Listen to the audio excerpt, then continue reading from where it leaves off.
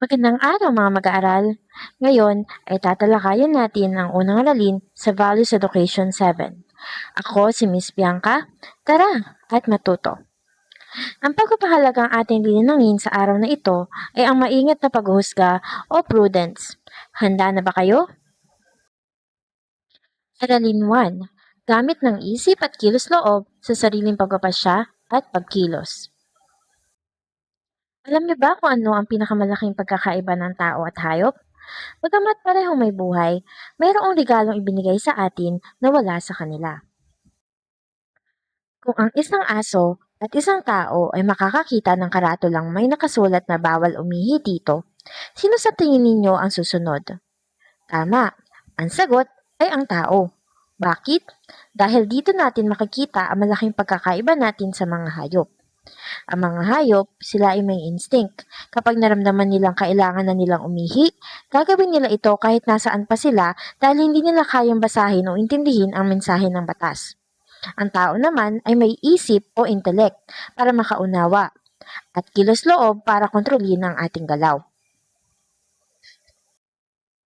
Ngayon, tignan natin ang mahalagang bahagi na ito ng ating pagkatao. Alam niyo ba kung ano ang tunay na gamit ng ating isip? Hindi lang ito basta imbakan na impormasyon. Ayon sa ating aralin, ang isip ay ang kapangyarihan natin makaalam at mga tuwiran. Ito ang ginagamit natin upang humusga at sumuri, para malaman kung ano ang totoo sa hindi. Ito rin ang ating ginagamit upang umalala at umunawa, para mabigyang kahulugan natin ang mga bagay sa ating paligid. Dahil sa ating isip, hindi tayo basta-basta kumikilos gaya ng mga hayop. Tayo ay nag-iisip muna bago gumawa ng desisyon. Pagkatapos nating talakayan ng isip, tumako naman tayo sa ikalawang mahalagang bahagi ng ating pagkatao. Ito ang tinatawag nating kilos loob. Ano nga ba ang ibig sabihin nito? Sinasabi sa ating slide na ang kilos loob ay ang ating kapangyarihan na pumili, magpasya, at isakatuparan ng ating napili. Sa madaling salita, kung ang isip ay nagpapakita sa atin ng kung ano ang tama at mali, ang kilos loob naman ang nagpapakilos sa atin upang gawin ito. Pero tandaan, ang pangunahing layunin nito ay hindi lamang basta kumilos. Ang tunguhin ng kilos loob ay gumawa ng kabutihan. Ano ang kahalagahan ng paggamit ng isip at kilos loob sa pagpapasya? Ang paggamit ng isip at kilos loob sa pagpapasya ay ang nagsisilbing kompas ng ating buhay. Kung wala ang dalawang ito, ang ating mga aksyon ay magiging padalos-dalos at walang direksyon. Ngayon, pag-usapan natin ang mga naitutulong ng tamang paggamit ng ating isip. Sinasabi sa ating slide na ang isip ang may kontrol sa ating buong katawan. Ito ang nagsisilbing captain o pinuno ng ating sarili. Bakit? Dahil ito ang may kakayahang mag-isip upang timbangin ang bawat sitwasyon. Ito rin ang may kakayahang magpasya at magdesisyon. Ito ang nagdidikta kung anong direksyon ang ating tatahakin sa buhay. Ibig sabihin, ang lahat ng kilos ng ating katawan ay nagsisimula sa ating isip.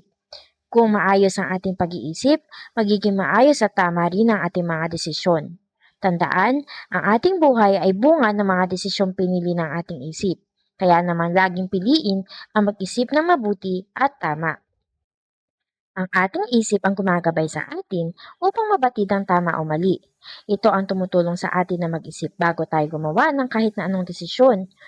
Ang ating isip din ang tumutulong sa atin upang maintindihan ang ating mga pasya. Hindi lang tayo basta nagdedesisyon, ginagamit natin ang ating isip para malawak nating maunawaan ang magiging resulta o epekto ng ating mga ginawa. Sa madaling salita, ang isip ang nagsisilbing liwanag upang hindi tayo maligaw sa ating mga pinipiling landas. Tumako tayo ngayon sa mga naitutulong ng tamang paggamit ng kilos loob. Ang kilos loob naman ang tumutukoy sa ating kakayahan na isakatuparan ng isang gawain. Hindi lang tayo basta gumagalaw. Ang ating mga kilos ay dapat na naaayon sa ating kaisipan. Ibig sabihin, dumadaan ito sa pagsusuri ng ating isip. Ang ating mga kilos din ay dapat na nais ng ating kaisipan. Ito ay may intensyon at layunin. Dito natin makikita ang pagtutulungan ng isip at kilos loob. Ang isip ang nagpaplano at ang ating katawan na gumagawa ng ayon sa plano na iyon. Ang kilos loob ang gagabay sa atin sa mga tamang desisyon. Kapag ginagamit natin ito ng wasto, makakapagpasya tayo ng tama. Hindi tayo maliligaw dahil alam natin ang direksyong ating tatahakin. Ito rin ang makapagpapaintindi sa atin at bibigyan tayo nito ng kapanatagan ng loob dahil alam natin ang ating mga ginagawa o gawain ay tama at mabuti.